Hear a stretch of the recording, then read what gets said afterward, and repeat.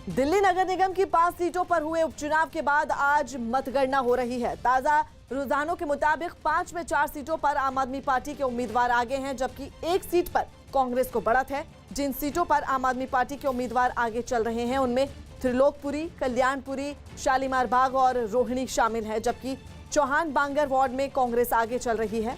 MCD उपचुनाव के वोटों की गिनती के लिए 5 अलग अलग सेंटर बनाए गए हैं। जिन 5 सीटों के लिए 28 फरवरी को वोट डाले गए उनमें 3 सीटें पूर्वी दिल्ली नगर निगम और 2 सीटों पर उत्तरी दिल्ली नगर निगम की हैं। पूर्वी दिल्ली नगर निगम के त्रिलोकपुरी, कल्याणपुरी और चौहान बांगर वार्ड के साथ उत्तरी दिल्ली नगर निगम की रोहिणी सी और शालीमार बाग 3 वार्ड में काउंटिंग जारी है। और आपको बता दें, आज वोटिंग हो रही है। एमसीडी उपचुनाव के वोटों की गिनती की जा रही है और आपको जानकारी दे दें कि इसमें आम आदमी पार्टी के उम्मीदवार आगे हैं, जबकि एक सीट पर कांग्रेस को भी बढ़त है। और जिन सीटों पर आम आदमी पार्टी के उम्मीदवार आगे चल रहे हैं उन सीटों के नाम हम आपको बता दें। उनमें त्रिलोकपुरी, कल्याणपुरी, शालीमार बाग और रोहिणी शामिल है, जबकि चौहान बांगर वार्ड में कांग्रेस आगे चल रही है।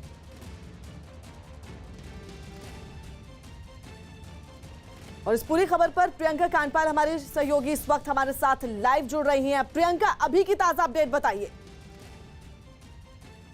जी बिल्कुल, 5 सीटों में एमसीडी की जो सीटें हैं जिनमें उपचुनाव हो रहा है उनमें 4 सीटों में आम आदमी पार्टी आगे चल रही है शुरुआती राउंड में। और 1 लाख के तकरीबन क्योंकि वोट पड़े हैं तो बहुत ज़्यादा समय नहीं लगेगा इन काउंटिंग की अगर बात करें। और एक सीट जो कि चौहान बांगड़ की सीट है जहां पर मजबूत चेहरे उतारे हैं कांग्रेस ने भी, और मोहम्मद इशराक जो वहाँ के जो विधायक रह चुके हैं वो पार्षद की सीट लड़ रहे हैं, वो दूसरे नंबर पर हैं।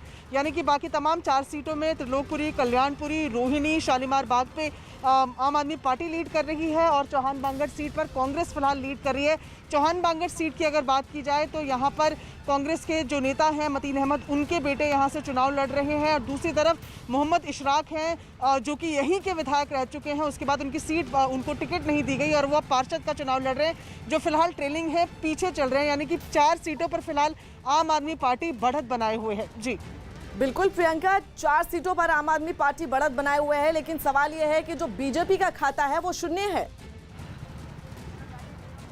जी बिल्कुल, लेकिन इस पर यह भी समझना पड़ेगा कि ये जो सीट्स थी इनमें से 3 सीटों में पहले ही आम आदमी पार्टी के पार्षद थे, वो विधायक बने और उसके बाद वो सीट खाली हो गई। एक सीट जो कि रोहिणी की सीट है वहाँ पर बीएसपी से लड़े हुए जो पार्षद थे उन्होंने भी आम आदमी पार्टी की टिकट पर विधायक का चुनाव लड़ा और वो विधायक बन गए। एक सीट जो शालीमार बाग है सिर्फ वो बीजेपी की अपनी सीट थी, जहां पर फिलहाल बीजेपी पीछे है। वहां के पार्षद की मृत्यु के बाद वो सीट खाली हुई थी, लेकिन फिलहाल कहीं पर भी लीड में बीजेपी नजर नहीं आ रही है। मामला आम आदमी पार्टी की तरफ साफ शुरुआती रुझानों की अगर बात करें तो दिख रहा है बीजेपी किसी भी सीट पर, यानी शालीमार बाग जो कि सीट थी बीजेपी की, वहां पर भी लीड बनाती हुई नजर नहीं आ रही है। जी बिल्कुल प्रियंका, और जिस तरह से शुरुआती रुझान आ रहे हैं और आम आदमी पार्टी 4 सीटों पर लीड कर रही है तो यकीनन आम आदमी का पलड़ा शुरुआती रुझान के मुताबिक भारी है। जी बिल्कुल, और ये कहीं ना कहीं आम आदमी पार्टी के लिए बहुत बड़ा बूस्टर भी रहेगा, क्योंकि 15 साल से बीजेपी जो है वो काबिज है एमसीडी सीट्स की अगर बात की जाए तो। और ऐसे में आम आदमी पार्टी ने खास तौर पर इन चुनावों को बिल्कुल सेमीफाइनल के तौर पर देख रही है।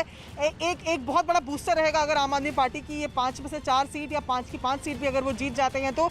ऐसे में बीजेपी का कहना है कि एक सीट शालीमार बाग जिसकी वो बात कर रहे हैं, उसके साथ साथ उनको उम्मीद है कि फिर से जीत मिलेगी एमसीडी चुनाव में उनको लेकर। लेकिन फिलहाल क्योंकि 2022 में जो एमसीडी में चुनाव होने हैं उसके शुरुआती रुझानों की तरह इन चुनाव को देखा जा रहा है, तो जाहिर तौर पर आम आदमी पार्टी और बीजेपी की कड़ी लड़ाई देखने को मिलेगी। जी बहुत बहुत शुक्रिया प्रियंका, तमाम जानकारी के लिए। आपके पास जल्द लौटेंगे, नजर बनाए रखें।